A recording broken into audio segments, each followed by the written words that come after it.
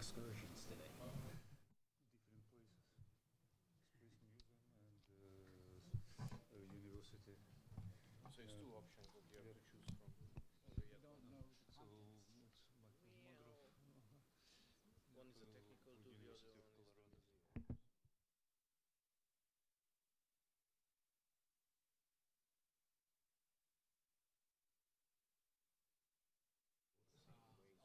the same way. So it's probably first come, first served.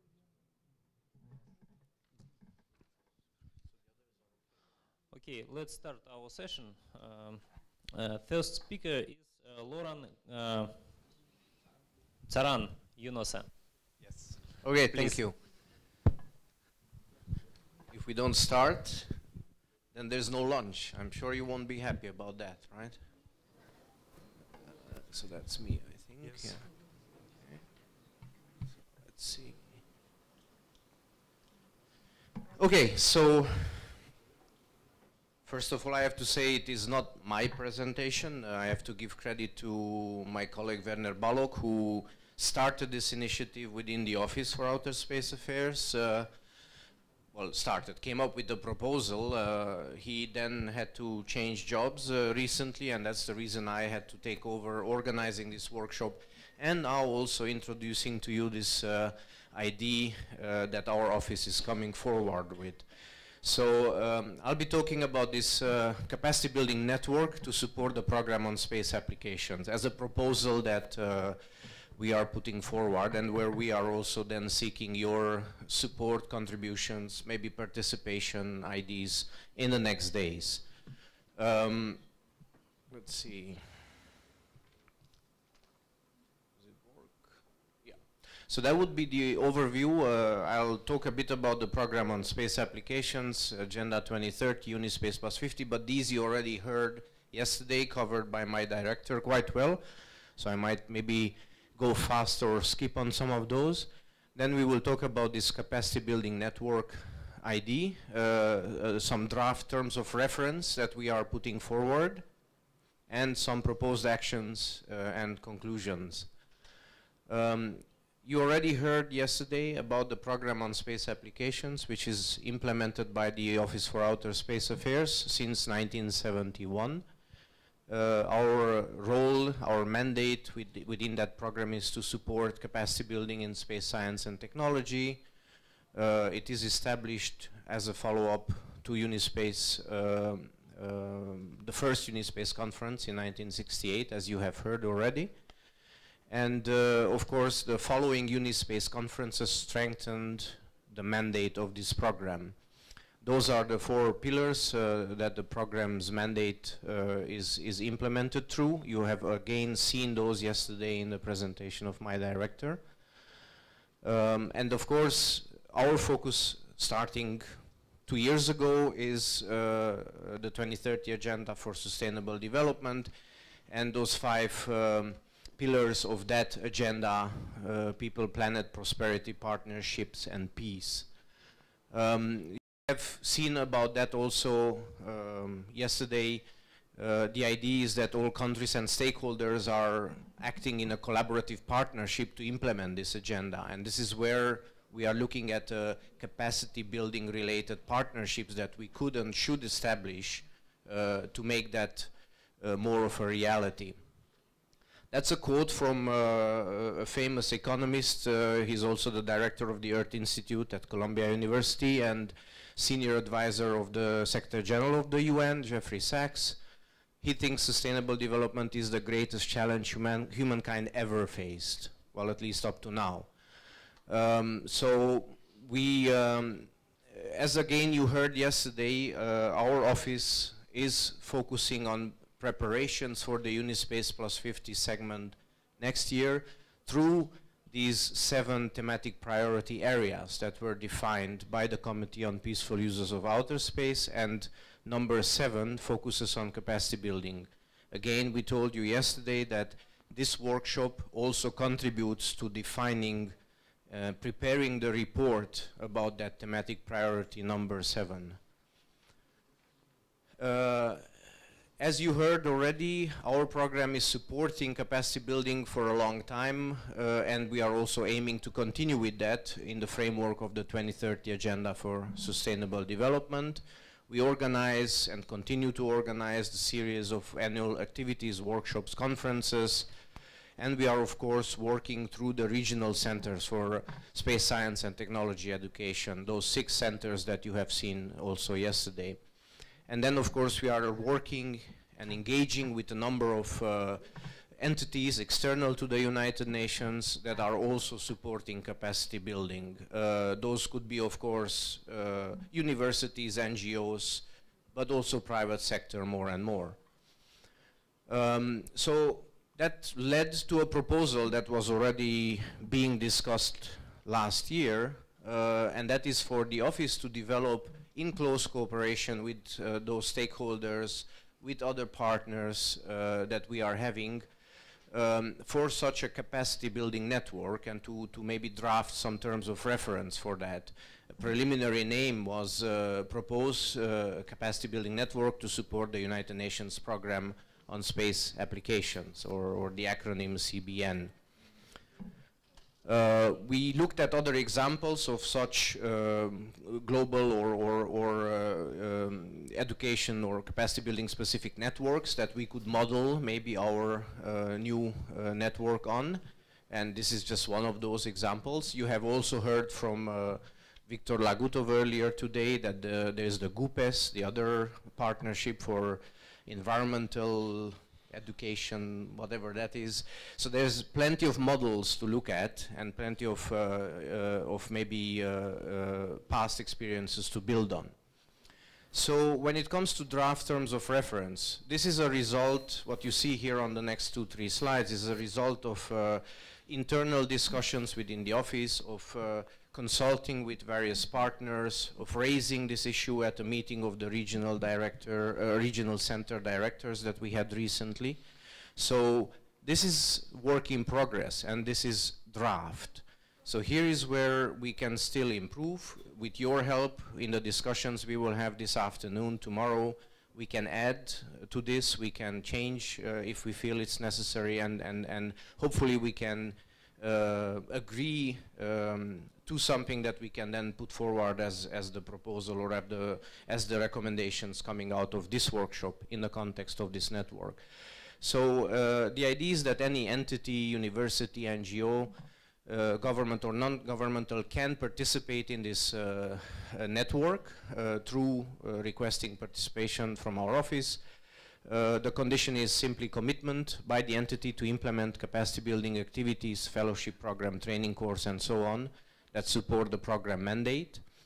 And of course, a condition which is necessary with us as being United Nations, that the activity should not be in conflict with the aims and the purpose of the United Nations. The Agenda for Sustainable Development and the related space for development profile that we are also developing in the office would be the guiding frameworks for the expected contributions of these capacity building network membership. Each of the entities would report on the implementation and outcome of the activities that they are implementing. So this would be enabling us as an office maybe to report on each of those in a way outcomes through our strategic framework reporting that we are doing within the United Nations, and of course link it to other initiatives such as the Space for Development profile that we are developing within the office. The membership would be limited obviously to a time or a period when an entity is implementing such a fellowship or a capacity building program. So if they are no longer doing that, then that membership will cease to exist. So it's not an unlimited membership if you join this network. Each of the members would be of course entitled to advertise that they are a member of this network supporting the United Nations. We would be acknowledging them, and of course this could also mean maybe in terms of visibility a plus for probably each of those members in the network. We could propose a logo that each of the members could be using and displaying, with a dedicated web page that our office would be hosting for the network. We would organize annual meetings or conferences where the network would come together to promote and to discuss the work of the different members. And of course, we would also be willing to open that to the public as needed. And this would also then put a spotlight on the capacity building work in space technologies that the United Nations is doing. So we also thought of proposing an annual report that would be prepared about the activities of the network, and then modalities of how to kickstart through maybe a call for proposals, attracting entities, attracting more members into the network once this is officially starting, and then continue from there.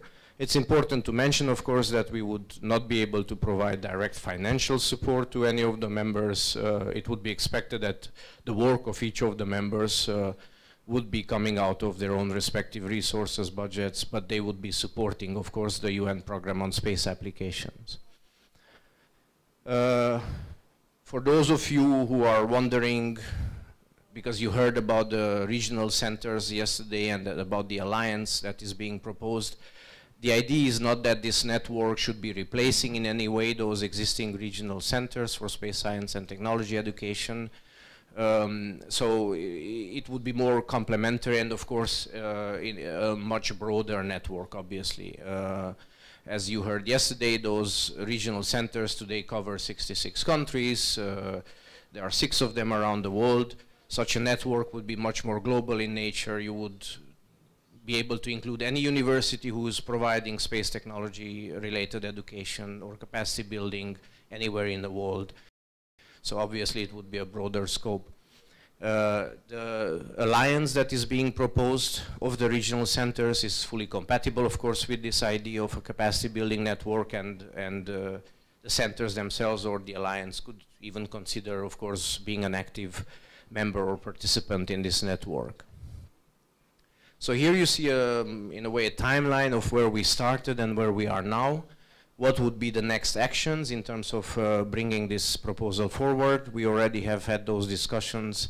We presented the idea to the meeting of the directors of the regional centers, and at another workshop, another flagship event we had in Graz in Austria a few weeks ago on the same thematic priority 7, capacity building for the 21st century. So those are already done. What's left to do is discuss it here at this workshop more, see if we can refine those terms of reference, if we can add anything, prepare a document for the Committee on Peaceful Uses of Outer Space, link to that thematic priority 7, as I mentioned, obtain, of course, the approval, the agreement of the committee at the next February meeting of the Scientific and Technical Subcommittee, and then approve it at Unispace Plus 50, so that officially we can start implementing this ID if so desired. So that's, in a way, the list of steps. You have a slide here which presents the summary of the discussions at the workshop in Graz that we have had. That was a United Nations Austria workshop, similar to what we have here now. So here it was agreed that this kind of network would contribute to the member states' ability to use space technologies in support of their economic, social, and environmental sustainable development, that it could contribute to the achievement of certain goals within the Agenda 2030 for sustainable development, and that our office should continue to consult with stakeholders on this proposed approach with the aim to arrive to a final proposal in June 2018. So that's what was agreed in Graz. Let's see what we agree here. Of course, everybody welcomed the proposal. It was noted that it could provide added research opportunities, training programs, access of countries to such programs around the world, and that in general space technology supports our common goals and global challenges. So this would make perfect sense. These are some references that I won't go through. You will have access to the slides. You can look up those documents, those specific UN documents, the links, the different examples that are there on other such networks and mechanisms. And with that, I end the presentation. One point I wanted to make, based on the questions I heard this morning, because I think we had questions from Uganda. Can you support more colleagues from Africa? I think we had questions from Bangladesh. Can UNUSA provide more grants for what QTech is doing or whatever? I mean, this is all very valid questions, and all I can tell you that yes, we as the UN Office for Outer Space Affairs would want to support all this, and yes, the United Nations can support these kind of efforts, but it all boils down to resources in the end. I don't have to remind you, I always use this joke when I present in other conferences. The United Nations Office for Outer Space Affairs is the smallest UN office with the biggest mandate. So, and that's a reality. We are an office with 25 people, and most of our budget comes from the regular budget from New York, from the headquarters. So we have $200,000 a year to spend on all these workshops and fund participants from developing countries. That's nothing. Member states have a choice to give us much more if they want to, but so far they are not. If we would have 10 million a year, we could fly thousands of you around for trainings, we could provide scholarships, but then it's up to member states to understand that and to provide us the resources so that we can support you as United Nations in building capacity in space technologies. As long as that's not clear, we cannot do more. What we can do is we can spend the $200,000 and do what we can with it. And it's not much, I agree. But that's important to remember. It's not that we as United Nations don't want to do more, but we can only do what we can with the little resources we have. Such a network would probably help in getting a clearer picture of what's available, what programs are available, what scholarships are available, who can do what, who can offer what. And then we can broker all those different resources much better to have access to more to provide access to more developing countries and students from all these different countries to such resources. I think that's the high value of such a network, that things would not happen in a chaotic, unorganized way anymore in terms of capacity building. I tell you, there is a lot of duplication, there's a lot of chaos in how this is being done today, and not only in space technology education, but in every other aspect of capacity building or other work we are doing. So such a network, in my opinion, can help maybe improve that kind of coordination, collaboration at a global level. That's where I stop. Again, it's not my, as they say informally, not my baby, but I continue, or I present what my colleagues started. I think it's a good idea, and now it's open to your suggestions, proposals, and why not raising hands and joining the networks. Thank you. You have a question, right? So I think CBN is a very good idea. Do you anticipate any opposition? I do not anticipate any opposition, but then again, who knows? I think it's important, again, based on the points I made, to see that there's only value in getting better organized in how we do capacity building. So why would anyone oppose something like that? That's my first question. Now, if there is opposition, we didn't get any yet. We only got interest. APSCO and other regional organizations already expressed interest. I'm sure individual universities might, why not, again. But then there might be also others who think that, well, it's yet another coordination or whatever mechanism, and we have enough. Probably not in this domain. So I do personally not anticipate, but there might be opposition too. So we will handle that when it comes. Any other questions? Of course, we will have more time to discuss this again in working groups and this afternoon in the panel. But if there are any questions now, I can take maybe one or more, or I don't know. If not, thank you very much. Thank you very much for important and the very interesting presentation.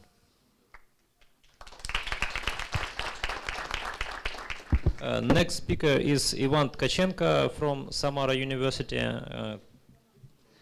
Co-author is Evgeny Kosmodemyansky from Rocket Space Center Progress.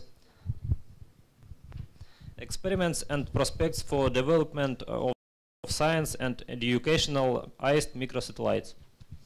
Good morning, ladies and gentlemen. The organizers said that I could speak Russian, so I present my presentation, my speech, my report in Russian, please. So prepare your phones.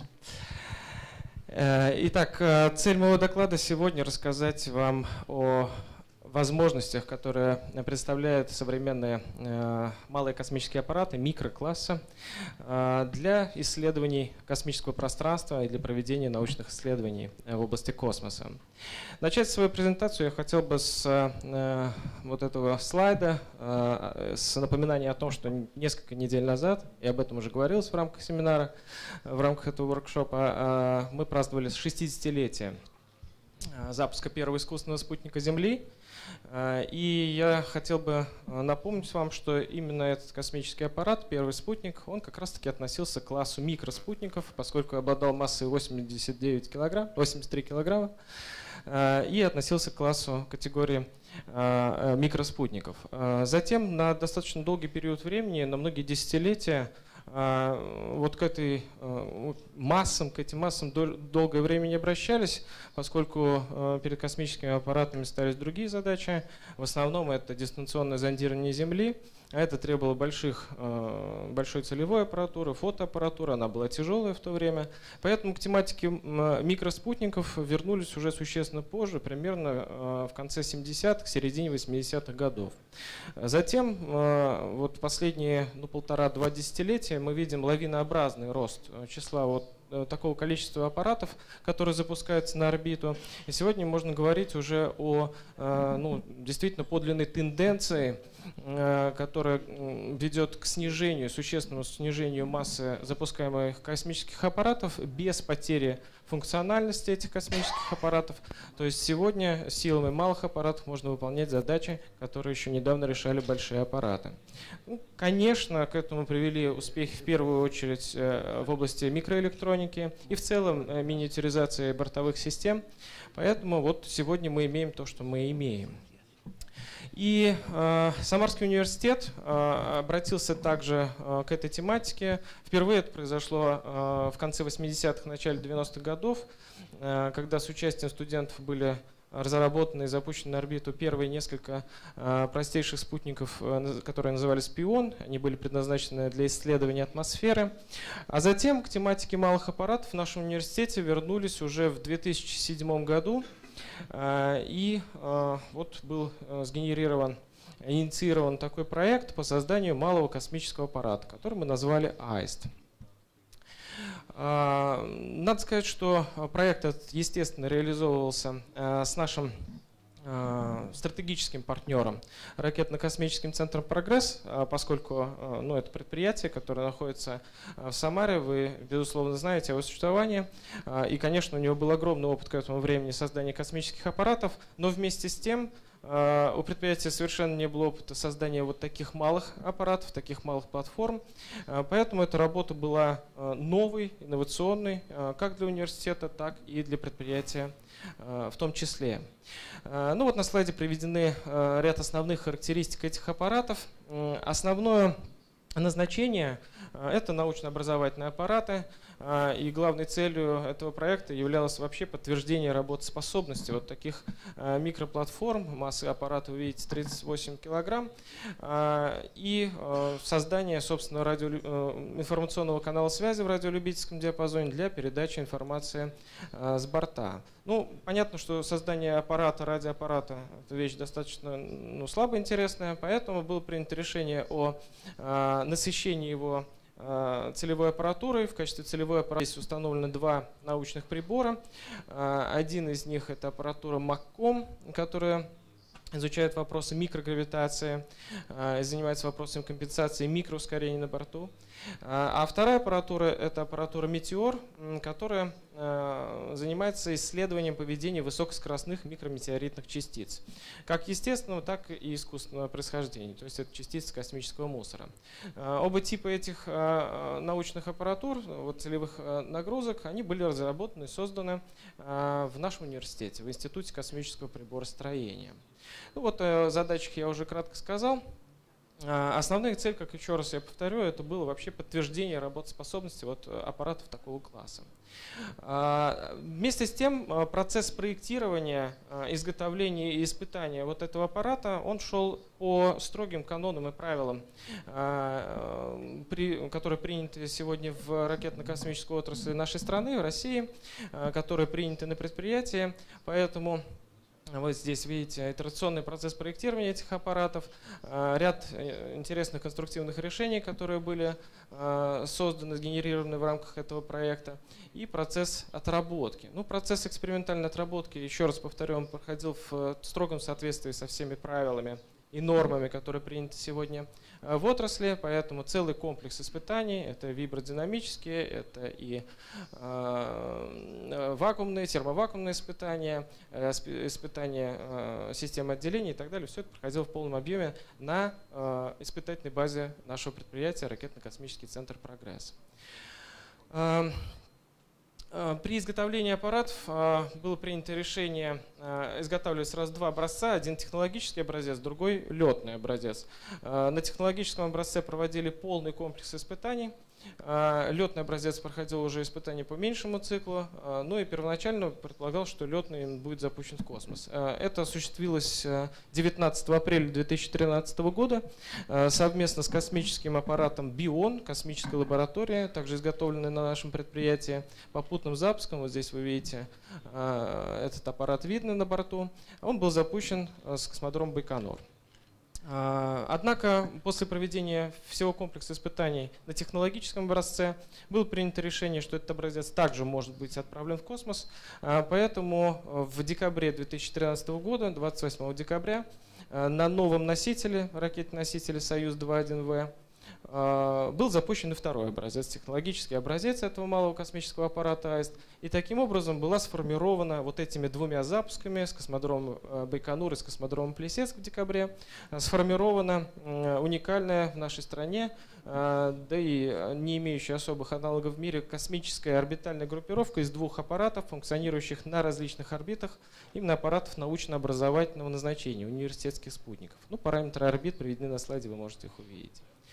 Какие же результаты дал этот проект, в первую очередь в сфере науки? Конечно, это целое направление, которое было открыто в области проектирования таких микроспутников. Дело в том, что те решения, те методики, те методические подходы, которые к тому времени были известны, которые работали в отношении больших космических аппаратов, они не всегда были применимы, далеко не всегда были применимы к аппаратам подобной массы и такого назначения. Поэтому приходилось во многом разрабатывать это методическое обеспечение заново. Затем это вопросы, связанные с изучением микрогравитации, восстановлением движения аппаратов по исследованием магнитного поля Земли. Дело в том, что когда космический аппарат первый отделился от большого космического аппарата-носителя, от Биона, достаточно большие значения угловых скоростей и ускорения мы имели. И с помощью той аппаратуры, которая на борту установлена, мы смогли их практически на порядок сократить, тем самым установив на борту практически условия идеальной так называемой невесомости. И, конечно, вопрос изучения микроматериальных частиц, исследования таких их параметров, как энергия, масса, направление, с которых они прилетели, и формирование некоторой карты микрометеоритной обстановки на тех орбитах, на которых они существуют. Это также является очень важной задачей для этих аппаратов. Очень важную роль эти спутники сыграли в развитии, модернизации и вообще глубокой модернизации образовательного процесса в нашем университете по техническим аэрокосмическим специальностям. Дело в том, что все материалы, все эти работы, которые проводились на этапе проектирования, изготовления, испытаний и эксплуатации этих аппаратов, они вошли в множество образовательных курсов, образовательных программ сегодня, которые преподаются в нашем университете, и прочно заняли там свое место. И надо понимать, что образовательный процесс, построенный на теоретических знаниях, на знаниях, почерпнутых из учебников, и на той информации, которая поступает непосредственно с орбиты, это реальные телеметрические данные, я об этом чуть ниже скажу, то это совсем как бы два разных процесса, это совсем другое качество образовательного процесса. В 2015 году, через 2 года после запуска аппаратов, в нашем университете был создан собственный центр приема и обработки информации, собственный наземный комплекс управления, и в него передана как раз эксплуатация, функция эксплуатации вот этих аппаратов на орбите. То есть первоначально с 2013 года аппаратами управляли мы из Центра «Прогресс», а с 2015 года начали управлять из университета. Ну и вот несколько следующих слайдов, они показывают, по сути, результаты научно-исследовательских работ наших магистрантов, аспирантов, студентов, которые мы ведем на базе как раз-таки вот информации, которую мы получаем с помощью этого центра, с этих космических аппаратов. Ну и вот какого рода исследования проводятся. Ну, в первую очередь, это анализ светотеневой обстановки на орбите, которые помогают нам следить за процессом, в том числе деградации аккумуляторных батарей, солнечных батарей и так далее. Дело в том, что проектный срок активного существования вот этих аппаратов составлял 3 года. В настоящее время, у нас сегодня 2017 год, соответственно, на орбите первый аппарат находится уже больше 4 лет, а второй аппарат в декабре будет отмечать свое 4-летие на орбите. Это превышение этого проектного срока активного существования, и по сути мы выходим на новый этап, на этап ресурсных испытаний.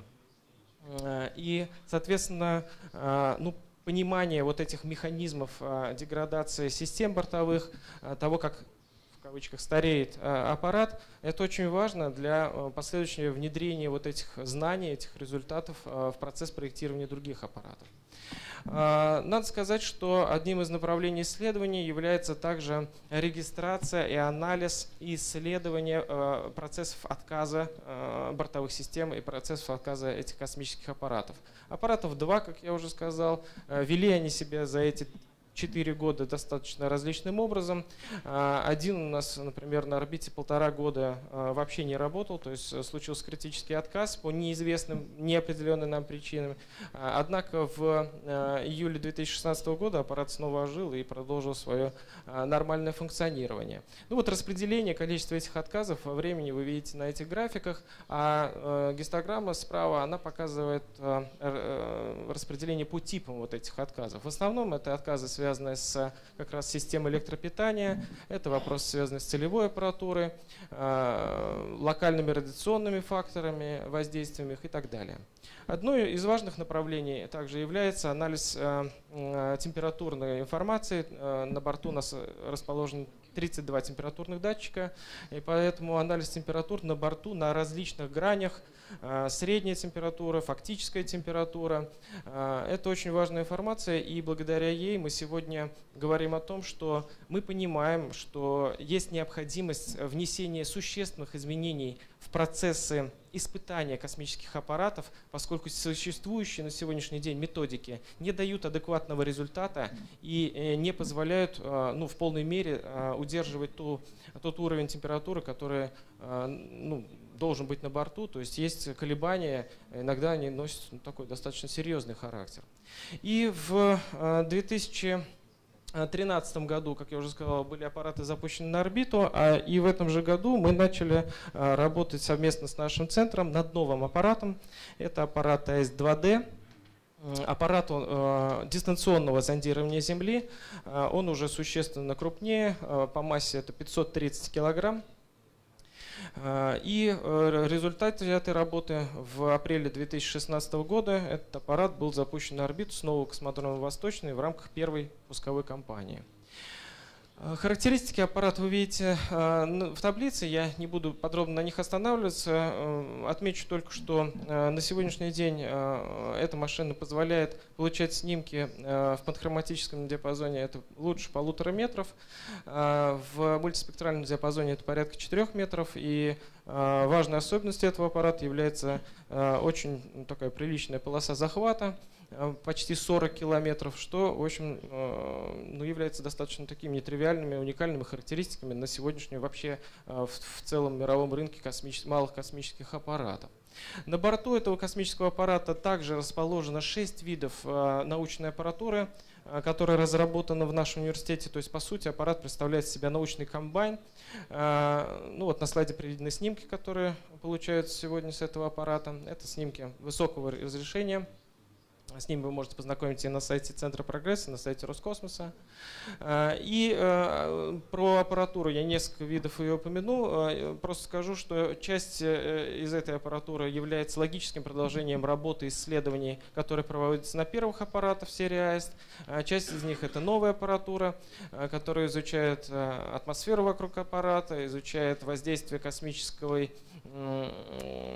пространства на различные элементы и оптики, и различные материалы. Это экспериментальные панели солнечных батарей, экспериментальные аккумуляторные литиевые батареи и так далее. В рамках вот этого проекта по созданию аппарата АЭС-2D в нашем университете совместно с предприятием был создан уникальный производственно-испытательный центр, который на сегодняшний момент оснащен по самому последнему слову техники, обладает уникальным испытательным оборудованием. И сегодня на его базе проводятся не только научные исследовательские работы, но также проводятся испытания и в интересах предприятия, и в интересах других организаций. И, соответственно, и учебный процесс также в учебный процесс включены работы в этом центре. Какие же перспективы на сегодняшний день мы видим в развитии вот этих двух аппаратов, этих двух платформ? Напомню, что они достаточно разные, но тем не менее.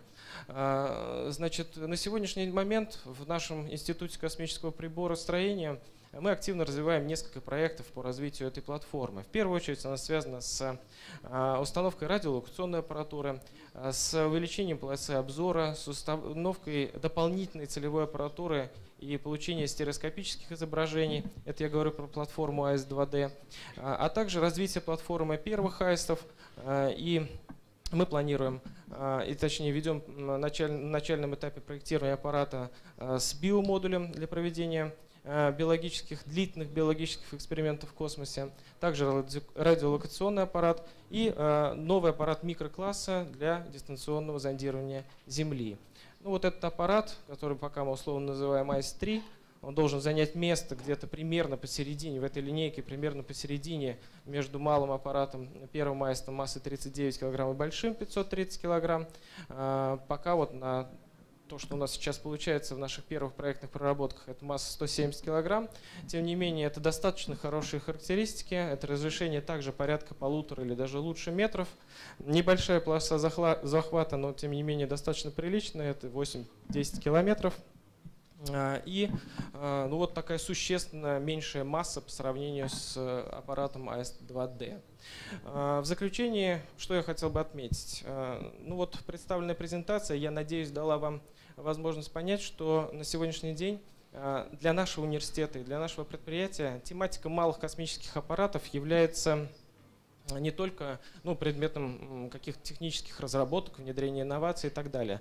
На сегодняшний день это уникальный инструмент для внедрения современных образовательных технологий, для повышения качества учебного процесса, соответственно, качества подготовки высококвалифицированных кадров, которые потом приходят работать на предприятия.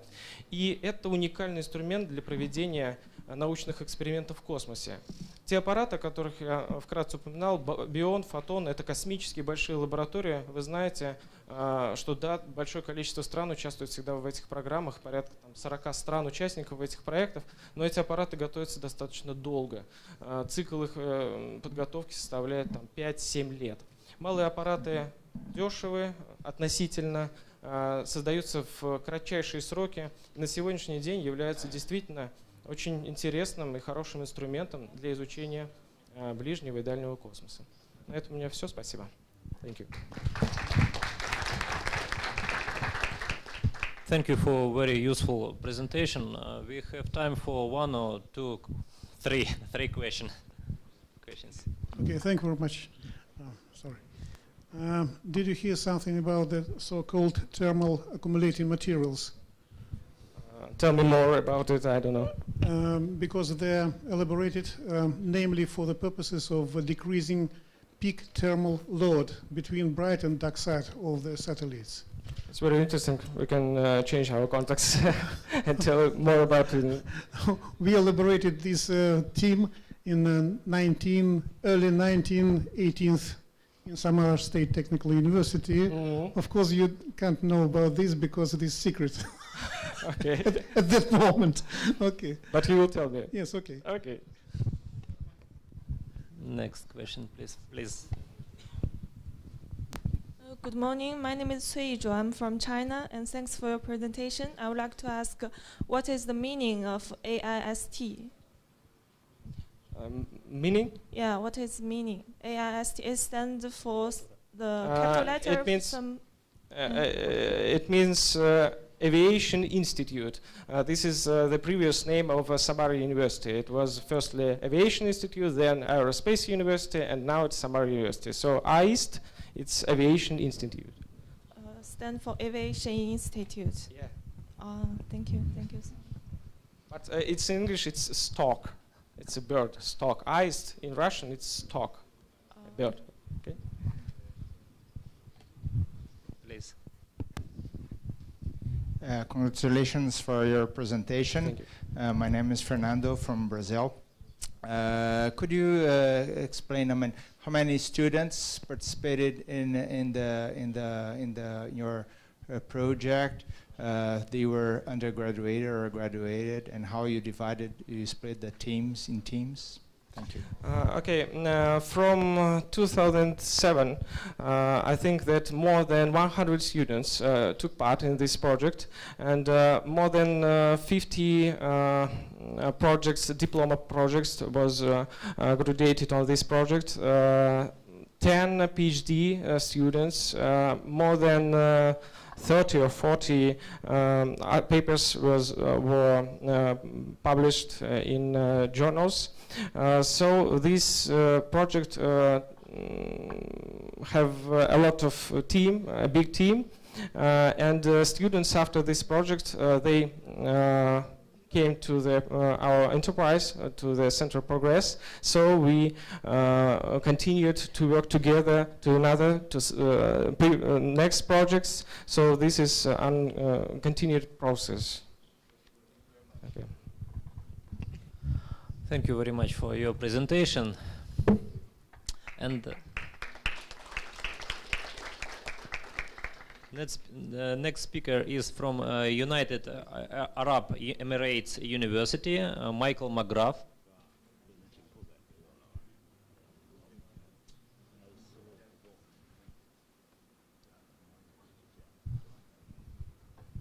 Good morning. My colleague Amal Chandran was supposed to give this talk this morning, so I am not Amal. My name is Michael, and so I'm going to talk to you about something a little bit different. Amal was going to talk about his work at Nanyang Technical University. Amal and I have become connected trying to create a program called Inspire. Not trying, we've actually created it. So our idea was, can we create an international satellite program by borrowing the assets of different countries? So we went to India and asked them for a launch vehicle, and we went to Taiwan and asked them for communications, and we asked our university in Colorado for some money to do the other parts. And so we're planning to launch a small satellite in 2019, and that's what Amal is spending his time doing. And in the process of doing Inspire, he got hired in Singapore at Nanyang, and so it's become a global collaboration.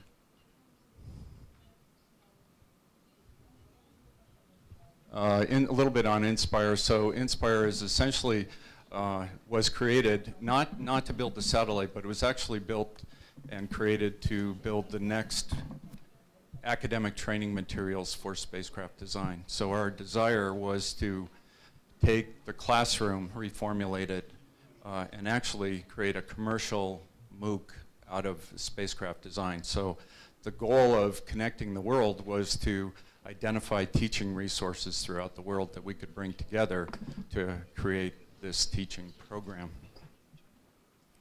What I want to talk to you about today a little bit is the National Space Science and Technology Center, which we call the NSTC. at United Arabic University in Al Ain, where I'm a senior advisor to the development of their space program. So the idea in the UAE is to follow up on their Mars mission and create an academic teaching program in space sciences in the Emirates. So UAE University is located in the Gulf region. The star on the left is where I'm from in the United States. This is where I'm working right now. And to give you an idea of where UAE University is, it's not in Dubai, it's not in Abu Dhabi, but it's in the desert about 2 hours away from, equidistant from both of the countries. And it's very interesting. It's very Arabic, it's very unique in terms of culture. And they're building a space program there, unknown to most people. This is where I'm from, the University of Colorado in Boulder. My house is about 10 miles over the mountains. This is my family, me, this is my daughter, my wife. Some of you have met Trudy, I think, when she came here a couple of years ago. And those older people in the middle next to me are my mother and father. My father celebrated his 90th birthday in August. Very cool. And that's part of my story. I have good genes, and I think if I don't come to Russia too often and engage in vodka drinking contests, I might live long enough to have a successful career, and that's what I hope to do. Most of my career has been at the Laboratory for Atmospheric and Space Physics in Boulder. LASP is the largest institute there. I started working at LASP as a student when I was 19 years old and had unprecedented access to building space hardware. So I've spent most of my career there, and we've grown LASP from about 20 people to now there's 500 people who work in the institute. It's quite large.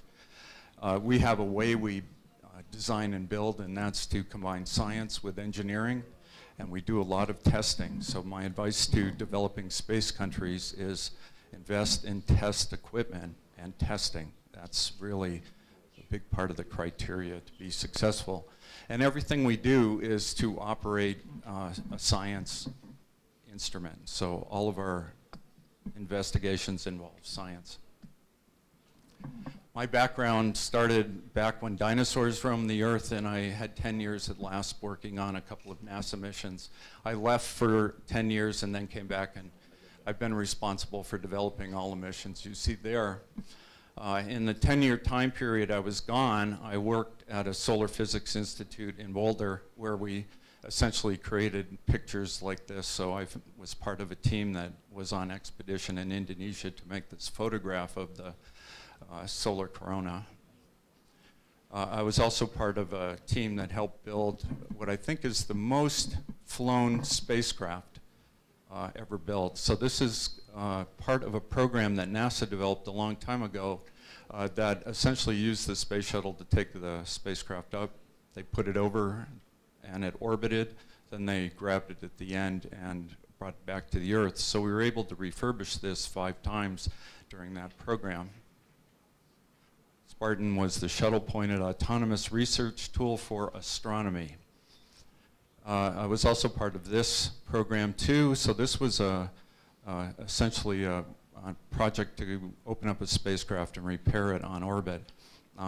My part of the program was to repair something not designed to be repaired. So we worked with the astronauts to build a piece of hardware to do this. And that's my background, is hardware development. So interestingly, I'm in Russia, and I'll be here on November 2nd. And on November 2nd, my government will pay me to not work anymore. And that's called retirement. So in 2 days I can do that, but that's not what I want to do. I want to do something a little bit different. And last night we, at dinner, talked about trying to do something a little bit more creative. So my life changed in June of 2014 when I had a meeting with these guys. So that's Amran, Suhail, and Ibrahim. These guys are all of 29 years old during that meeting. The prime minister of their country gave them some money and said, build a mission and go to Mars. And I thought they were kidding. And so we came up with an idea, and that's what I've been working on now for a couple of years. I realize I may have gotten them into a little bit of trouble. So I'm working there now to help them develop a science capability to intercept the data when it comes back.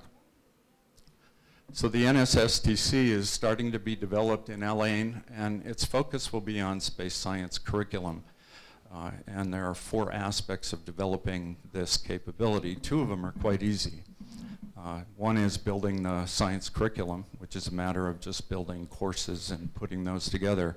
And the second is building a laboratory where they can do design and test. So I know how to do that. The hard part is convincing the parents of the children in the UAE to become space scientists. And discussions so far have resulted in some panic about, I don't want my child to go into space science. Petroleum or banking would be a better business to get into, so that's a challenge. And the 4th part is really challenging, which is right now in the Emirates, there are no space assets. There's no building fabrication or anything like that that goes along with it. So that's the other part of the challenge. So the Emirates are building a mission to go to Mars. The spacecraft is in construction right now.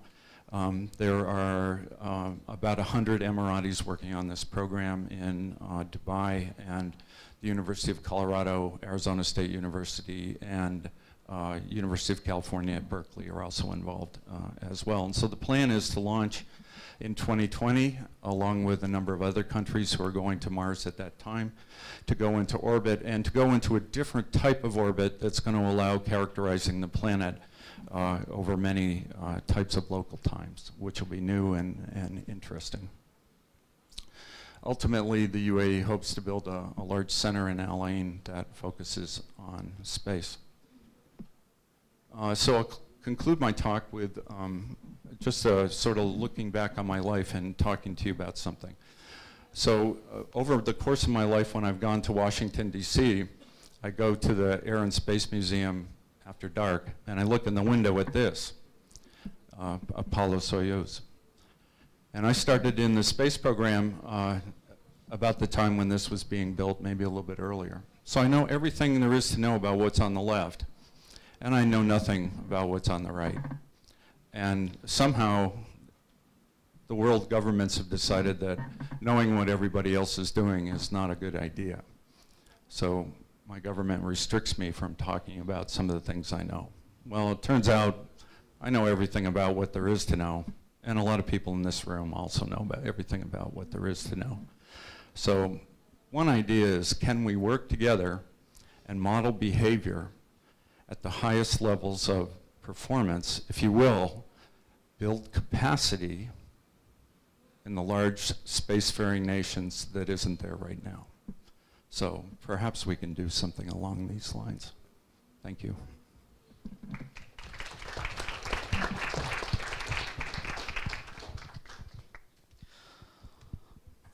Thank you for a very exciting and inspiring presentation. Have you any questions, please? Please.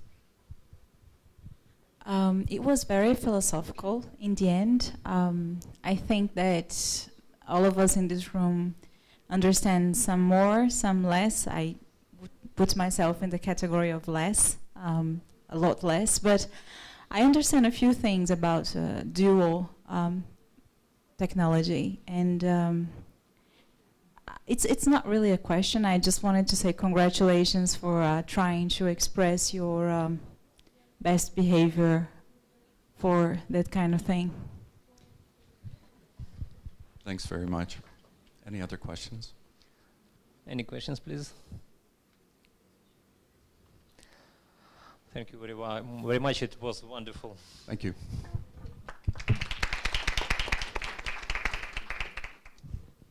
Next speaker is from Volga State University for Telecommunications and Informatics, Russia, Boris Zhengurov.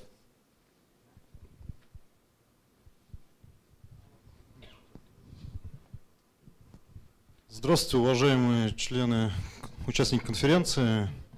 Для начала я хотел бы извиниться, так как этот доклад должен был делать наш профессор Горячкин, но, к сожалению, он не смог приехать, поэтому сегодня выступлю я за него. Я представляю Поволжский государственный университет телекоммуникации и информатики. И тема моего доклада – это исследование водных ресурсов и подповерхностных структур с использованием радиолокаторов, с использованием радиолокационной технологии.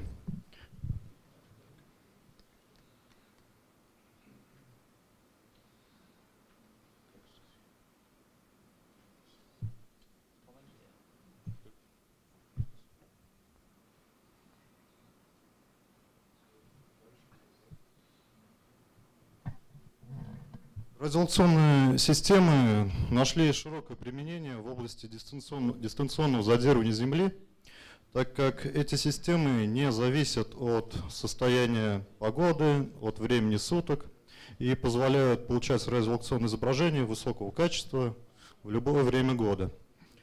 Ну, на этом слайде представлены приложения, в которых радиолокаторы нашли широкое применение.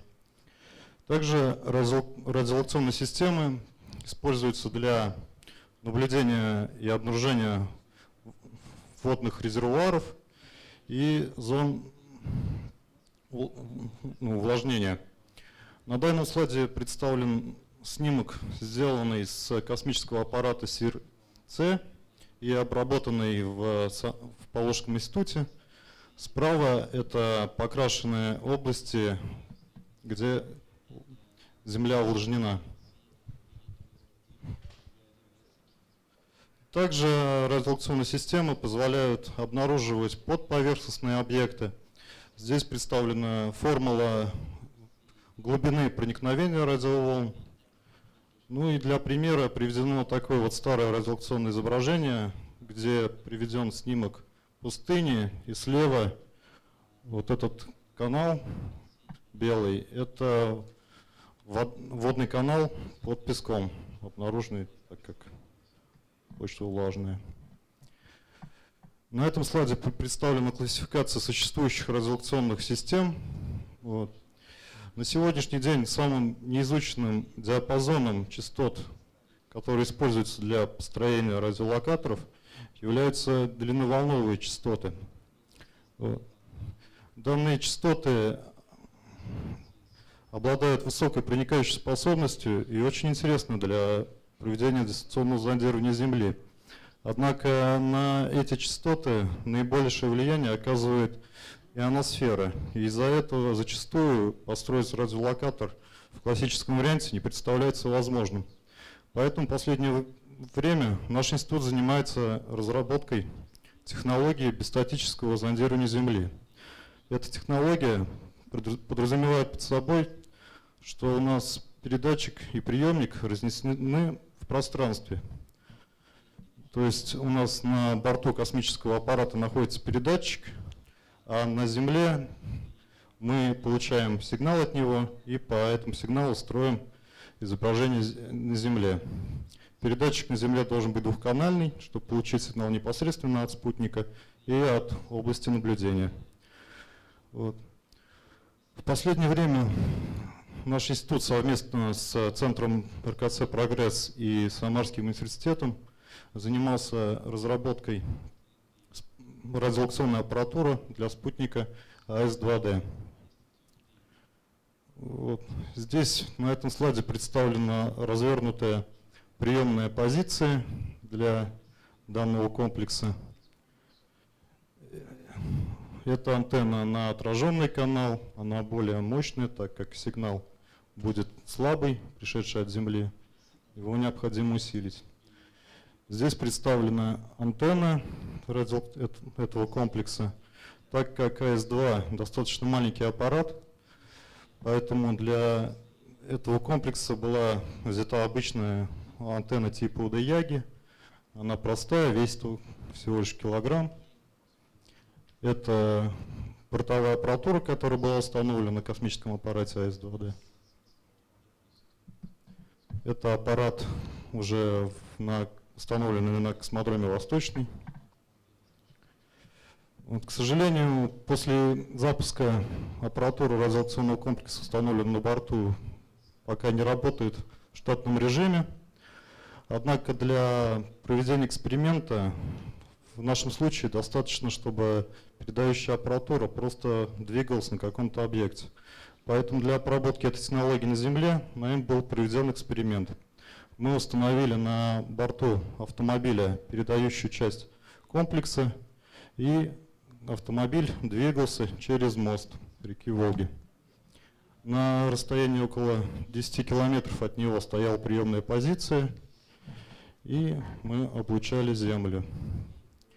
Здесь представлена просто развернутая приемная позиция. Это вот установленная на борту автомобиля передающая антенна, передающий комплекс, здесь видно антенну. Это приемная позиция для отраженного канала. Здесь представлено место проведения съемки, и серым указана область, которую мы покрываем своим локатором.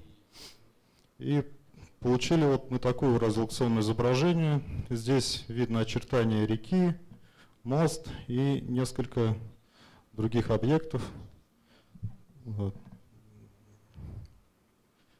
Вот объекты, да, к примеру, это вот посадка. Здесь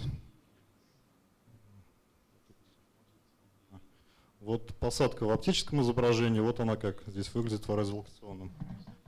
Далее здесь видно линию электропередач, вот два столба стоят, и вот они на радиолокационном изображении видны. Вот такие результаты эксперимента нашего. Ну и следующим направлением, чем мы сейчас занимаемся, развитие этой тематики радиолокационного наблюдения, мы все-таки сейчас проектировали приблизительный вид радиолокационного комплекса, уже исполнен не по бистатической схеме, а когда у нас передатчик и приемник вместе стоят на борту. Здесь возникает проблема, что нужна крупногабаритная антенна. Мы вот приблизительно такой вариант мы предлагаем, так как такая система в принципе возможна для установки на малый космический аппарат. Вот, по сравнению с аналогами, которые сейчас делает Европейское космическое агентство, эта аппаратура намного дешевле, намного имеет меньшую массу. Ну, здесь просто антенна, приблизительный вариант. Вот. Ну и следующим направлением, чем занимается наш университет, вот, это есть такая у нас идея, так как наиболее важной характеристикой радиолокационных изображений является разрешающая способность системы. Вот. В радиолокаторах разрешение зависит от полосы частот, ширины полосы частот, которую мы используем.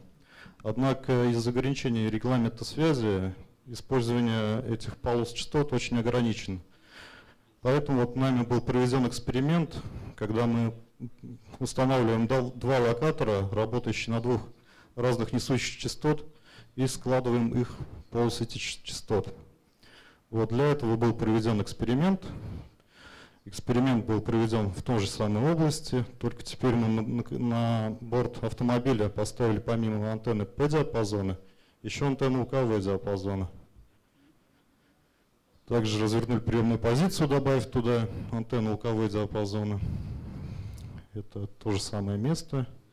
Получили вот такие картинки. Это картинка в P-диапазоне частот, это в УКВ-диапазоне частот. И вот видно, что если сравнивать эти два диапазона, вот P-диапазон частот и УКВ, в УКВ частот он более проникающий, длинноволновый, больше объектов отражает. Вот. Здесь картинка уже совмещенные спектры. Предполагается здесь, что должно разрешение улучшиться. Но из этой картинки плохо видно, поэтому вот если брать фрагменты, допустим, вот это фрагмент картинки, там стоят два здания. Вот это изображение УКВ-диапазона, это P-диапазона, и здесь совмещенное. И вот здесь можно видеть, что отклик имеет меньший размер по дальности. Здесь направление дальности, и поэтому мы видим, что если складывать спектры, действительно разрешение улучшается. Ну, это еще одна картинка здесь, тоже точечная цель, и вот она меньше становится при сложении спектров. Это еще картина. Ну, все, спасибо за внимание. Thank you for very practical presentation. And have you any questions?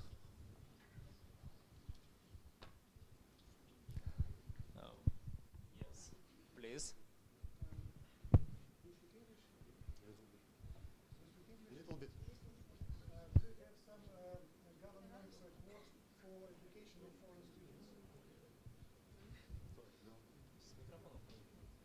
Ну, то есть это для тренировки студентов?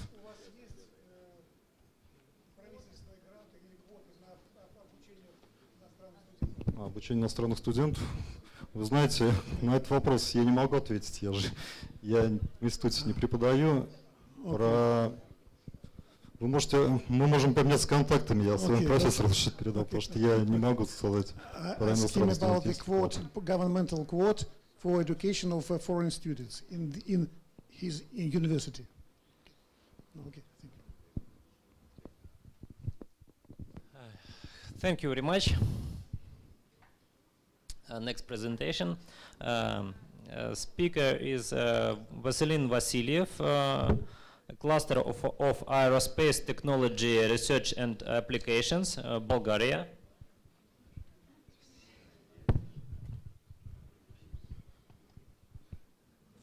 Which screen to use? Maybe that one. So good afternoon, everybody. And thank you for inviting us to this very interesting and exciting event. I represent Bulgaria, which is a relatively small country. I'll give you just why I say that. It's good to know that in Bulgaria there is space activity, although some people are not aware about that. Bulgaria, the size of population, while talking about capacity, human capacity, Bulgaria population is about half of the size of the city of Moscow. So you can imagine that we have the resources only half of the city of Moscow, and not all of people there are working in the space sector. So what we try to do is to consolidate the capacity of the different players, of the academic institutions, universities, research institutions, business, and even experts, standalone experts. What is the history of Bulgaria's space involvement? That was mostly done through the international collaboration in international programs like Intercosmos and Intersputnik, as we learned also yesterday, through the collaboration with the countries of the former Soviet Union, of countries in the west of Europe. So Bulgaria officially became a space nation in the 60s of the last century, developing payload for and scientific instrumentations. What is the space heritage? Why I'm saying that? Because we step on what was done as experience in the past. Through the Intercosmos program, Bulgaria developed 2 cosmonaut flight space programs. So all the scientific program for the flight of the 2 Bulgarian cosmonauts, together with our Russian partners, and were developed special and very sophisticated at that time, even nowadays, pieces of hardware like the telemedical applications program that would enable to monitor the health of the cosmonauts remotely, also the brain activity. Cosmonaut Food. Bulgaria is the 3rd country after the US and Russia to manufacture a technology for cosmonaut food, preserving its quality. Bulgaria is participating also in this program nowadays for greenhouse, which is very important, space-based greenhouse, very important for long time human presence in space, remote sensing application, and payload multi-hyperspectral imaging, and of course something that's even now on the space station is the dosimeters. So devices that measure the radiation dose on the cosmonauts. That is something very, very important, especially if you want to fly to Mars and go out of the planet neighborhood.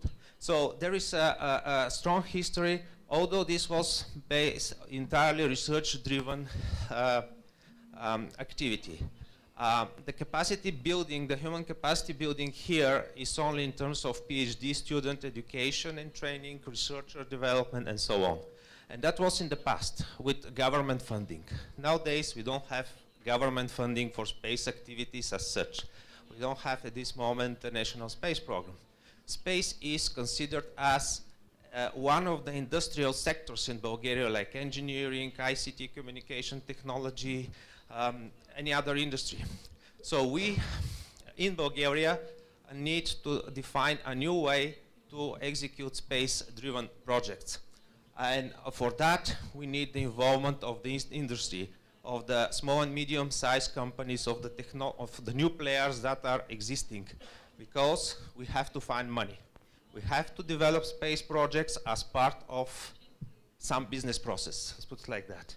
We have to fund the space activity in a project based. And this is why we try to consolidate the expertise, the technology expertise of the different players in Bulgaria, the know-how in the academia, the technological development and expertise from the different companies in different areas, which are outlined just for illustration here, which are unique Bulgarian technology-based solutions in electronic systems, advanced electronic systems and controls through also radiation protection for electromagnetic events, unmanned aerial vehicles that are used, for instance, for jet fighter training. So this is UAVs or cargo UAVs that fly on high altitude. This is a project yet, but it is quite advanced at this moment. RF communication system design, microelectronic design for space, for radiation hard devices to sustain the space environment. Very important is also human machine interaction technology and algorithms for making the automation and data processing, MEMS, specialized sensors for, this is a technology designed and manufactured in Bulgarian companies. They can manufacture custom MEMS sensors on microelectronics components. Phase array antennas that will replace, for instance, you see this is for a dual use application, but of course we use only the common civil application domain. So these new types of antennas, they replace the bulky and heavy antennas for satellite communication with just antennas with non-having movable parts. And now the challenge is to integrate all this know-how, including the one developed in the previous programs, into a full systems, small satellite system applications, which have commercial value. We don't have government money. Oh, sorry, I have to only say that these are more illustrations on the past achievements, of course, in the area of remote sensing, in the area of greenhouse development, even in the biomedical sensors and data that were flown in these experiments with the Russian partners. So what are the new space activities? As I said, our target is to build capacity through executing financially proven projects. So we really look for the return of investment of the money spent on space development. And for that, we try to identify space technology and application development that have the potential for business case. So there's a lot of information, as you all know, in the business of processing data from space hardware, looking in the atmosphere, land, ocean, cryosphere. Small satellites, they have different applications. that can also be commercialized. Natural disaster monitoring services. We just saw a very nice presentation on the water monitoring, which is becoming now a very important thing, agriculture, and so on and so on. There is a lot of business worldwide in these commercial applications. As you see, this extract by region, by year. Nanosatellite market is improving, is growing a lot. By application, some illustration also. So we try to find how to get money to execute the space activity and then to involve more people into that. One of the sources we try to work is through the European Space Agency. Bulgaria is not yet a member, but we are associated organization. So Bulgarian space community, research and industry can participate in the programs of the European Space Agency, which this is an old figure. I think for this year the budget is about 5 billion euro distributed in different sectors. So our approach to building capacity is prepare projects in the sectors which could be financed through the European Space Agency. And of course these projects help to develop the capacity of the participating organization. For instance, these projects provide money to hire engineers to develop all technology. And what is very important and very interesting for the European Space Agency, they allow companies to keep their intellectual property. So if we develop something for the European Space Agency needs, the company does not give out the intellectual property or the product to the ownership of the agency. It remains with the company or the university. And then this company can do further business and improve its capacity. It's very interesting to notice that in Bulgaria, although it's a small country, in public opinion, the enthusiasm about space is among the highest in European Union. You see this number here. Most of Bulgarians, if you sum these columns here, you see in the beginning, Bulgaria, they are very positive about investing more money in space, asking governments to invest more money in space and execute space projects. We always try to show this to our political involved people to say, okay, it's very good for the political parties to explore space and invest in space because there is a lot of public support. And this is a strong argument also for the national activities. But things are changing. In the past, space was more, as I said, research and scientific area for space enthusiasts, but nowadays it's more and more becoming a common field of activity or common place for activities of the human race. You see, for instance, the Audi motor rover, moon rover model. There are many others nowadays. You know, there will be the Google X Prize, several launches of rockets this year and next year. Planet Labs is producing small satellites like sausages, if I can rephrase one famous saying from the Soviet Union era. Croatia, a small country, even smaller than Bulgaria and Switzerland, they are working on a project to develop a spaceport. Can you imagine that? Using novel systems like air launch systems.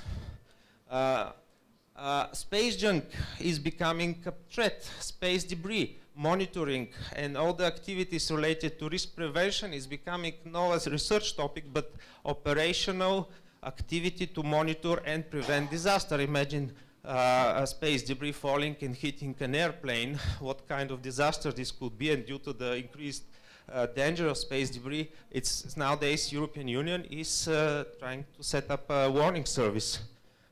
And Luxembourg, as I said earlier, is seriously working about mining asteroids and bringing asteroids to Earth.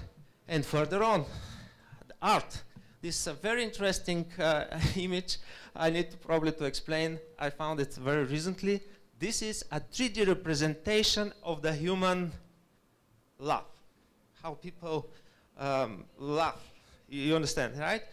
So this artist, he recorded on the way of different nations, different people laugh when they feel happy, and then visualize this with a 3D printer. So this is a visual representation of the sound wave when people are happy. And this is going to be set as a sculpture in space or in Mars, I forgot, yes, so through a NASA support.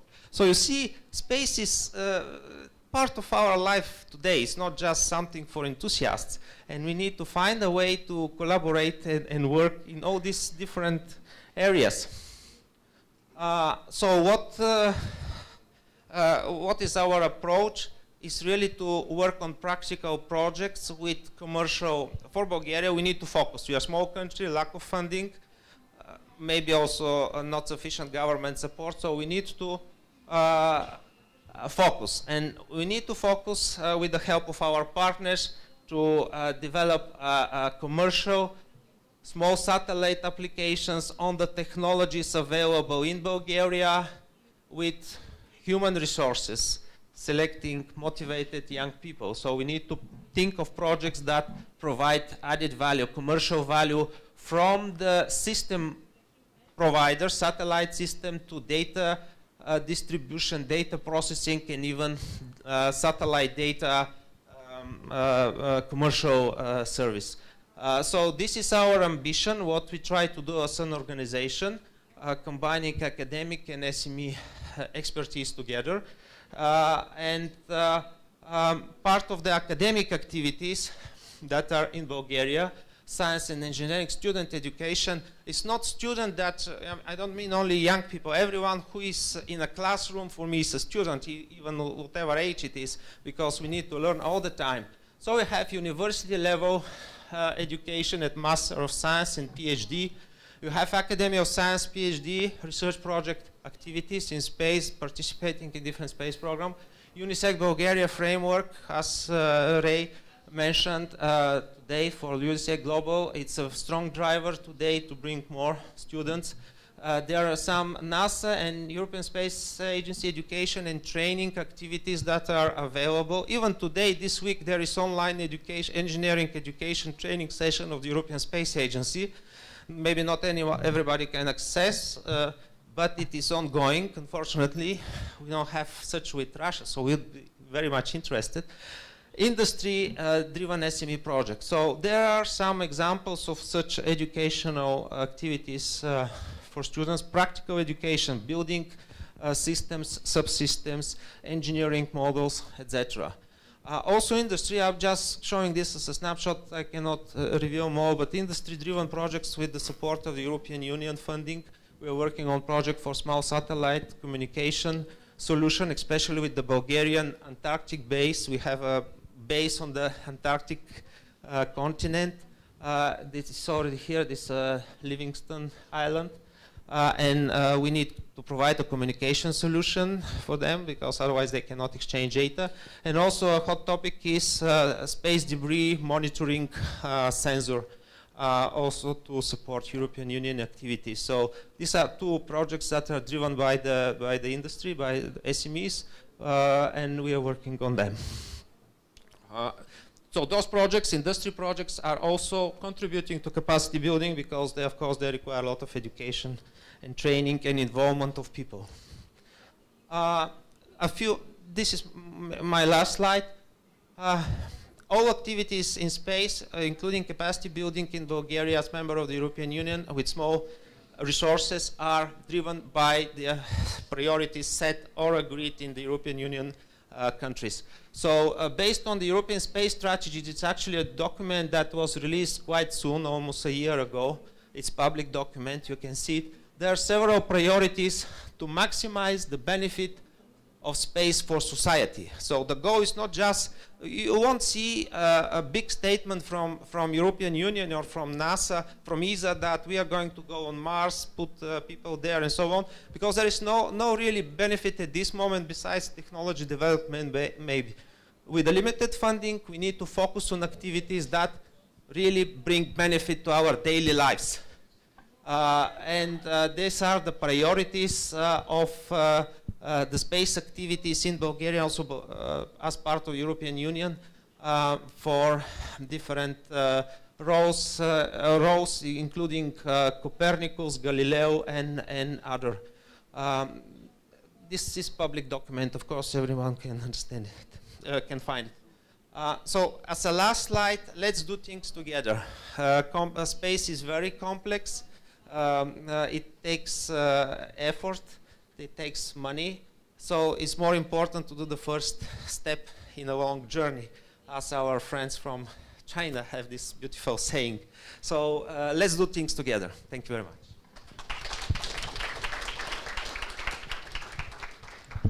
Thank you very much. Dear colleagues, have we any questions? I'm available for discussion also later. Let me wish you success to your work.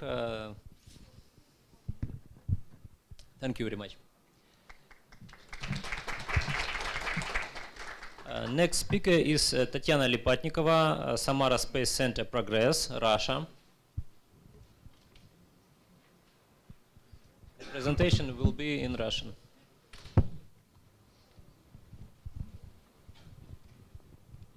Добрый день. Я буду говорить по-русски. Я представляю доклад выведения полезных нагрузок средствами АО РКЦ «Прогресс».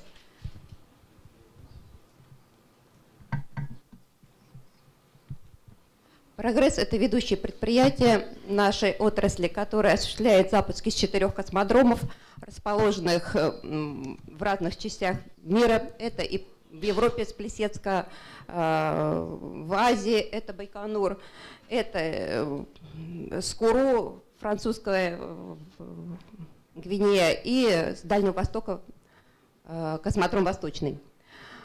На нашем предприятии трудится более 20 тысяч высококвалифицированных сотрудников, которые разработали целую линейку ракет-носителей, делают космические аппараты дистанционного зондирования Земли и разработали блок выведения «Волга». В настоящее время самым пускаемым носителем в Российской Федерации является ракет-носитель «Союз». Запущено более 1840 пусков в этой линейке и более 140 космических аппаратов. Линейка ракет-носитель «Союз» представлена 5 модификациями. «Союз ФГ», «Союз-2» этапа 1А, этапа 1Б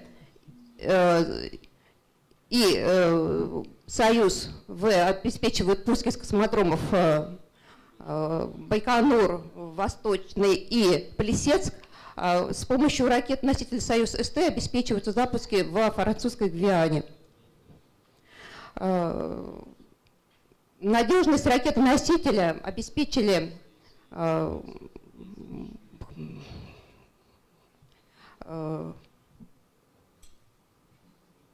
известность нашей ракет-носителя.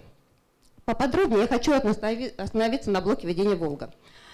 При создании этого изделия в 1910 году было принято, когда на нашем предприятии 5 студентов, дипломников с ГАУ пришли на наше предприятие и начали работу над данным проектом. Параллельно шла защита 5 дипломов и написание эскизного проекта. Через год дипломы были защищены, эскизный проект тоже прошел защиту и началось изготовление. Каждый год в группе из 5 человек добавлялось 1-2 человека, студенты, которые работали над данным проектом. Решали вопросы обеспечения теплового режима бортовой аппаратуры, размещения, конструкции, сброса телеметрической информации. В итоге появился блок «Волга», который в 2013 году вместе с ракет-носителем «Союз-1» обеспечил выведение полезной нагрузки АИС-1. При этом, значит, в данном может ракета использоваться ракеты с ракетно-носителями А, Б, В, выводить до 1500 километров полезную нагрузку с опорной орбиты на целевую орбиту. Энергетические возможности данного блока выведения позволяют обеспечить с опорной орбиты с космодрома Восточный в составе ракеты 1А вывести 3800 килограмм на солнечно-синхронную орбиту высотой 830 километров и в составе ракеты-носителя 1Б 4 тонны 900 килограмм на ту же самую орбиту. Блок выведения «Волга» работает по заранее заложенному полетному заданию, которое закладывается на техническом комплексе. В соответствии с логикой управления, после отделения от ракет-носителя обеспечивается уточнение импульсов приложения силы и времени этих импульсов. При выведении решаются задачи ориентации главного блока. При этом на пассивных участках может обеспечена и закрутка с целью обеспечения теплового режима данных космических аппаратов. В настоящее время коллектив, который был создан под блок «Волга», занимается адаптацией полезных нагрузок под выведение. Был разработан адаптер, который обеспечивает размещение малых космических аппаратов под головным обтекателем. Всегда групповые запуски, они более целесообразны, чем одиночный пуск. Поэтому данный адаптер обеспечивает размещение и космического аппарата «Ломоносов», и космического аппарата АС-2. При этом еще был найдено местечко для Кубсата, наноспутник. При решении адаптера решается задача размещения и заданных центровок на момент отделения, потому что мало того, чтобы ракета стартовала и вывела, но и после отделения космических аппаратов «Волга» закончила свой полет и затопилась в заданном районе, то есть управляемость должна быть обеспечена на всех этапах полета. Проект «Волга» был создан по нисходящему проектированию, и все у нас адаптеры и все прорисовки делаются в 3D-проектах. На этом слайде показано, что проект и общий вид головного блока, который был уже на космодроме Восточный собран, он соответствует, все размещается и делается. При этом на данном слайде показывается, как размещение и оценка усилий расстыковки решает проблему о том, чтобы была обеспечена безударность отделения и формирование орбит. При этом необходимо, кроме того, что смотреть, какие элементы выходят и не задевались друг за друга. На этом мой доклад закончен. Я приглашаю к вас к сотрудничеству. Мы обеспечим выведение ваших аппаратов по вашим требованиям.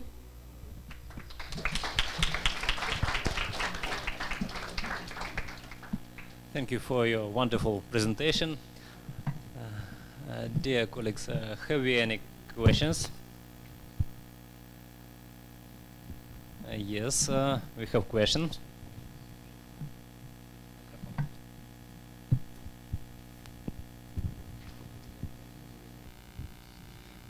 Thank you very much for your presentation. I would like to know if it's capable of delivering satellites in different orbits.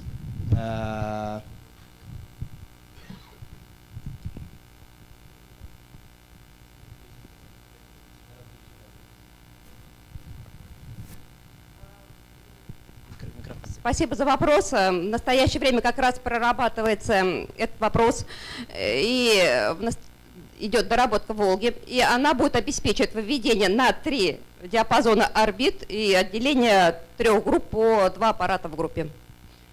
В настоящее время занимаемся. Thank you very much. Any other questions?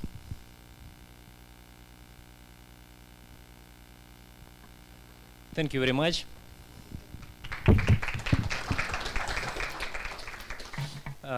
Next presentation is from Stanford and Next Gen Alliance.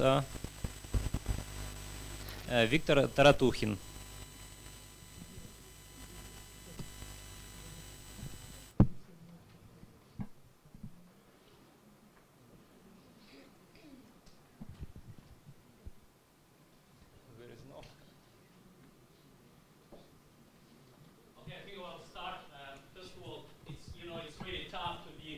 You and the lunch. I know we are running late. And till presentation, if you have preparing presentation. Okay, that's fine. No, I think I can do that. So yes, I think that's it's very tough to be between you and the lunch. And what I would like to do, I want to spend a few minutes telling why we are here. From one side, we can see SAP company as a world leader in information systems. Then we can see Stanford, and we can see International Space University, well known in space community. So how it's happened that our such team is working together? Let me So yeah, in the beginning, I just want to clarify a little bit to make it. Who knows SAP company? Can you raise your hands, please? Okay, so I need to tell you, because you are obviously involved in activities, 87% of the companies are running SAP.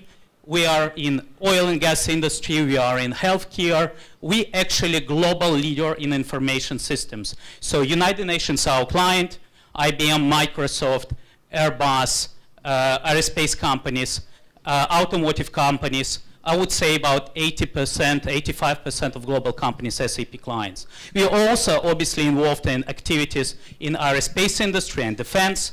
I'm just recently talked to our account manager of NASA, they're really using SAP as a platform in bringing together agencies in NASA. ESA is our client as well. So yeah, so I'm trying to skip these marketing slides and going more to the contents which I'm responsible. So what is also SAP is doing, of course I said that we are working with the European Space Agency.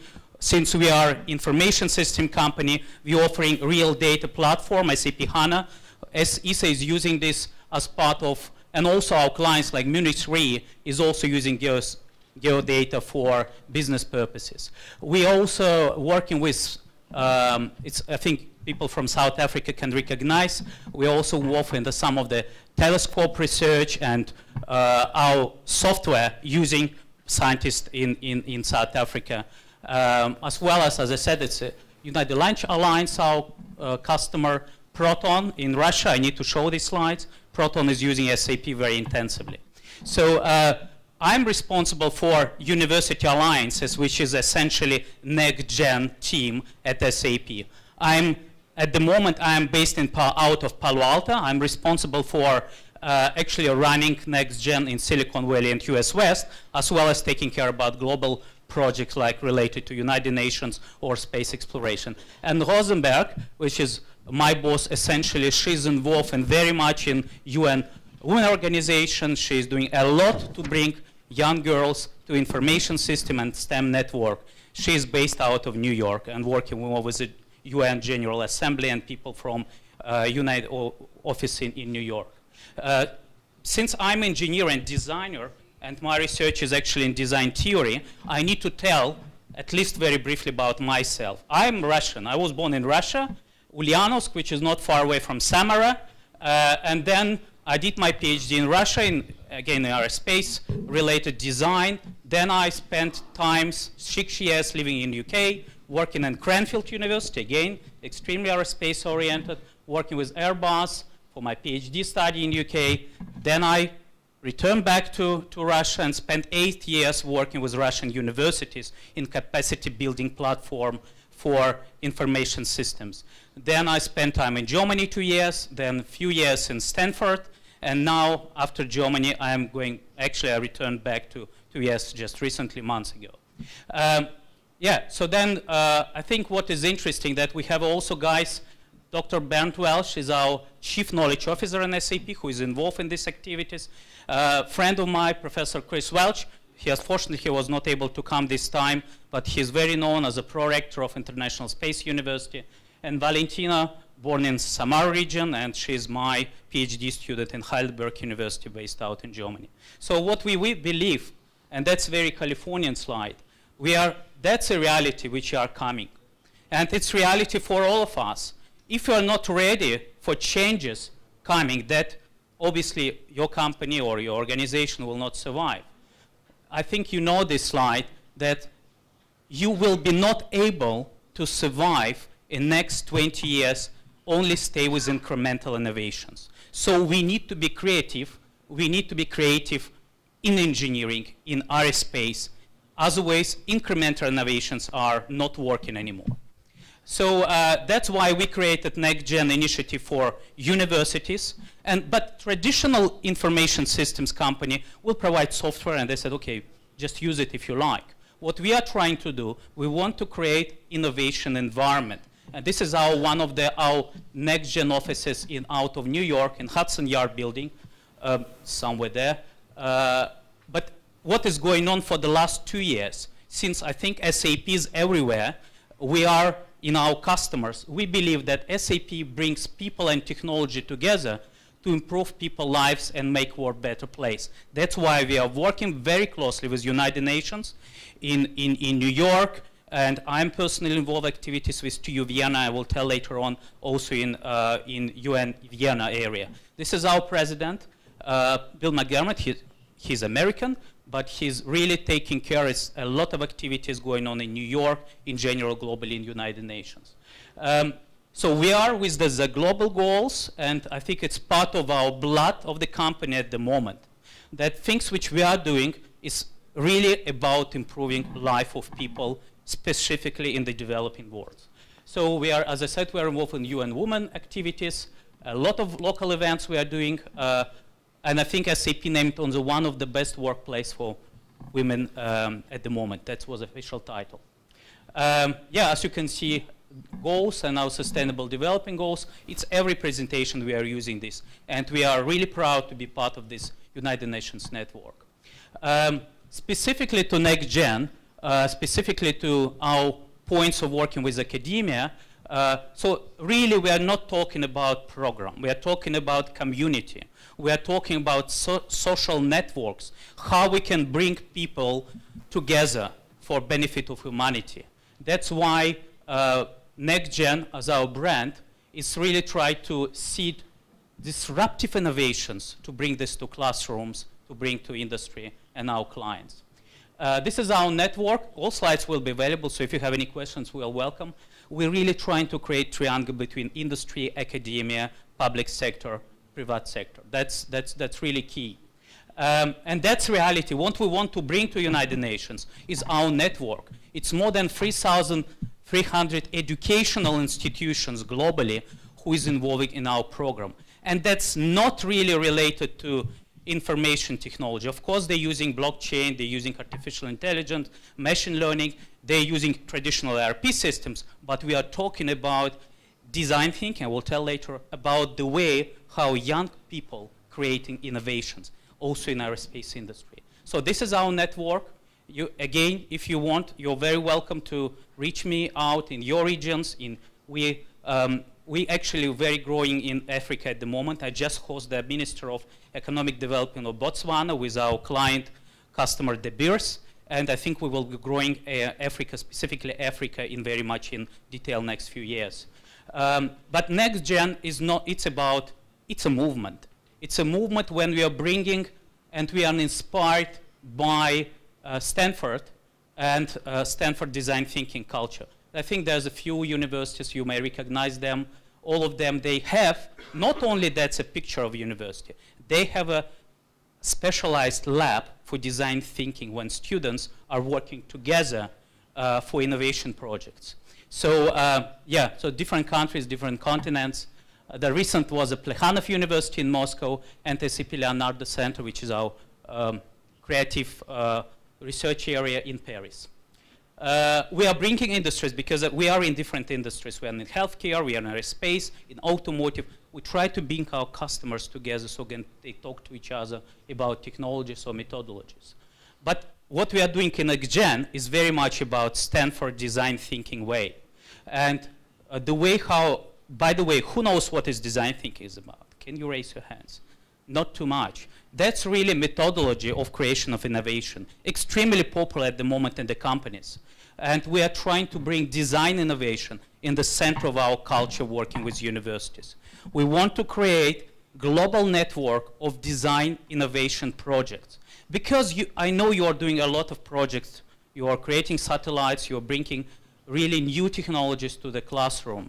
But what will be about to be not only about engineering, but to be creative engineering. That's how Stanford's come from. That's how Sergey Brin, owner of Google, they come from Stanford Engineering. I'm proud to be part of faculty of Stanford for 2 years and to be as part of this network.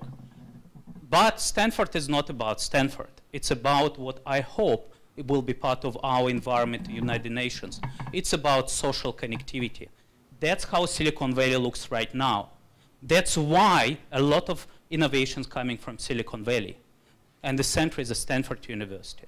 We need to be together, working together in a social network. That's companies, even competitors, they talking to each other because they believe it's beneficial for all humankind. But few things about design thinking. This guy, John Arnault, he was a professor at MIT. And his case was in the 1960s. I need to tell you because it's aerospace related. The case he created was about Arcturus 4 mission when students, and they come, and I think that's a case which they have, they come to the Arcturus 4 and they saw that people anthropologically, they're different people. Well, not people, but aliens living there. So he created this case for engineers in MIT, Massachusetts Institute of Technology, so they can create designs for this specific anthropology concept. And he was fired out of MIT because MIT said, we no need creative engineers. And he was immediately employed by Stanford. That's how Stanford culture of innovation started. We are trying to create creative engineering. It's very much related to what's happened in Russian design method in Bauman Moscow State Technical University, because Russian design method was about creative engineering, to try to make something new, thinking out of the box, make it human-centered. That's example of Stanford creative engineering. You know Stanford Torus. That was only 1 month of working students together with NASA Ames in California. Then they created Stanford Torus, which is everywhere now. It exists now. That's a group of people. We have students coming from different countries. Stanford, SAP sponsored at least 4 or 5 projects. We have people from China, from Japan, from Germany, US, kids spending time. It's a paper bike. It's extremely important for engineering students to work for 1 week to create this from the paper. And they don't know what can be the grass, or it can be wet, or with the river. That's important for them as part of master's program engineering. And that's team building. That's a culture. That's a movement. That's what we need to reach. Of course, there's a lot of research going on about design behavior. I will skip it. And I'm really sitting here in Samara. I have delegations coming from government, from different Danish delegation coming, Korean delegation coming. All of them, they want to see SAP and Stanford. I think that's a minister from South Korea. His experience prototype created. And that's even the paper prototype. It's part of design thinking culture. So students working together for 9 months in network of global universities, and that's companies who are sponsoring research. I don't know, I need to see this. I think there's still not United Nations logo there, but I hope it's coming. So we hope that United Nations will be, we are not expecting United Nations to sponsor project, but my offering for United Nations, I have a chance to already paid by SAP projects. So if you have some ideas, we can discuss what we can bring for social sustainable development projects. And that's example of project which happened last year. And you may think, what is Guy's talking about? He's talking, we are real people. We are creating satellites. We are creating real objects. What's a bloody hell? It's something about future. But that's reality of 2 years project with Lockheed Martin. When students spend 9 months working for satellite architecture. And they created this person, Kevin. He's here. And since design thinking, it's about human-centered approach. They created a new environment of design of satellites. And this is an example of this panel construction which students come for. And that's a savings which Lockheed Martin got just for a few years. So that's reality, it's not a joke. Even students' project can really benefit also financially companies or organizations. So I would like to do that. We're doing as a space exploration. We have a club of aerospace at SAP. I'm running SAP NASA Space Challenge, sponsored in Silicon Valley. As you can see, goals again, we were doing a lot of activities. That's last year, West Coast main stage. Hopefully that if your students will be around or you will be in the US, welcome to Silicon Valley. International Space University will be part of judging committee for the next year. So that's the kids, happy kids with the NASA guys. We're also working in Russia. This is an example of our boot camp together with Institute of Medical Biological program. Then we created NASA Environment Space Exploration rover, also IT staff, apps staff, and most students come from Bauman Moscow State Technical University, but we also have people from Germany. And Rescue and Emergency Service was created this year, again for Russian Energy. International Space University, our important partner.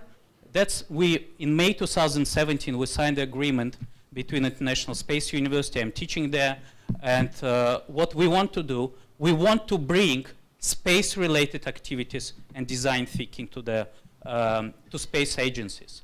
We want to create a network of labs who can work together in design thinking or innovation design of aerospace activities. And to be honest, I'm proud that it's great to be here in United Nations because, of course, I can talk to one agency, I can talk to another one, but they have a little bit different interest. Some of them, they're running their own competitions, but we believe that it will be future. Students, doesn't matter if you're based in China, Russia, US, or European agencies, countries, they need to work together if we want to go to Moon or Mars. So yeah, so we would like to be part of our building capacity network. We would like to offer what we have together with Stanford International Space University and SAP. And that's another, back to Vienna example, Jordan German University working with Vienna University of Technology to bring aerospace data and supporting shells construction for people in Jordan. We want not only to have your lab in your university and your organization, they need to talk to each other. I think that's a social connectivity is critical for all of us. And just want to say thank you very much. Thank you for a very impressive presentation. And have we any questions? There is no question. Thank you.